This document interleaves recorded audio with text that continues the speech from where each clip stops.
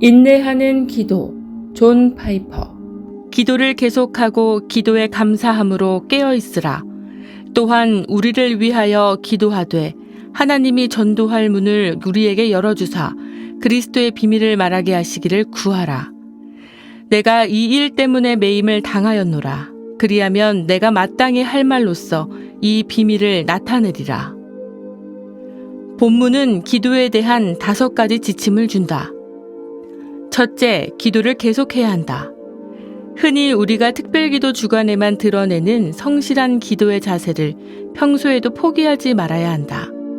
인내하는 기도에는 강력한 힘이 있는데 가령 예수님이 이야기하신 간청하는 벗이라든가 항상 기도하고 낙심하지 말아야 할 것을 비유로 말씀하신 내용을 기억할 필요가 있다.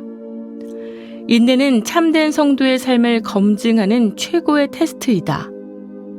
나는 성도 가운데 60년, 70년 혹은 80년을 인내함으로 기도해온 이들이 있다는 사실을 생각할 때 하나님을 찬양하지 않을 수 없다.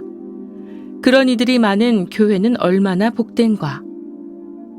둘째, 기도에 깨어 있어야 한다. 다시 말해 우리는 영적으로 깨어 있어야 한다.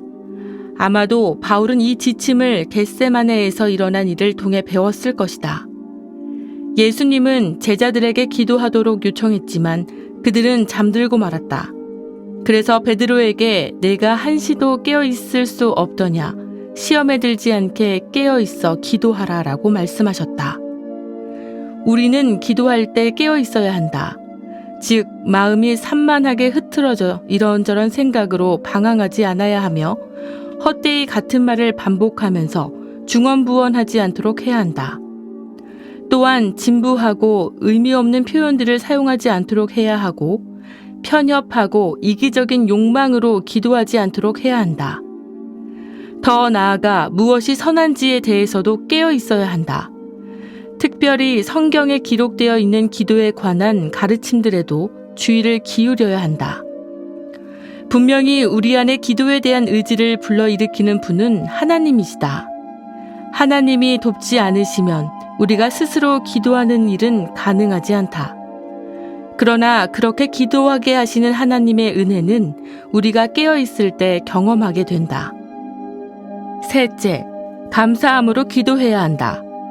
나는 내가 기도하는 성도의 삶 가운데 하나님이 역사하심으로써 그 사람이 어떻게 변화되었는지를 들을 때마다 놀라곤 한다. 그리고 그런 이야기는 나로 하여금 더욱 감사함으로 기도에 매진하게 만든다. 이처럼 우리는 다른 사람들의 기도를 통해 우리가 받은 은혜를 기억하며 감사함으로 그들을 위해 기도해야 한다. 넷째, 말씀의 문이 열리도록 기도해야 한다. 이에 대해 우리는 2가지 측면에서 기도할 수 있다. 먼저는 매주일 마음의 문이 열린 자들이 교회 안에 있도록 기도하는 것이다. 다음으로는 주중에 우리가 복음을 나눌 때 교회 밖에 있는 자들의 마음이 열리도록 기도하는 것이다. 루디아라 하는 한 여자가 말을 듣고 있을 때 주께서 그 마음을 열어라고 말씀하시는 역사가 우리의 기도를 통해 주일에도 주중에도 일어나기를 소원한다. 다섯째, 그리스도의 비밀을 분명히 전할 수 있도록 기도해야 한다. 바울이 크도다 경건의 비밀이여라며 감탄한 그 비밀. 곧 복음을 전하도록 우리가 부르심을 받았다는 사실이 얼마나 큰 일인가. 그러나 이 그리스도의 비밀을 말하는 일은 개인의 능력을 넘어서는 일이다.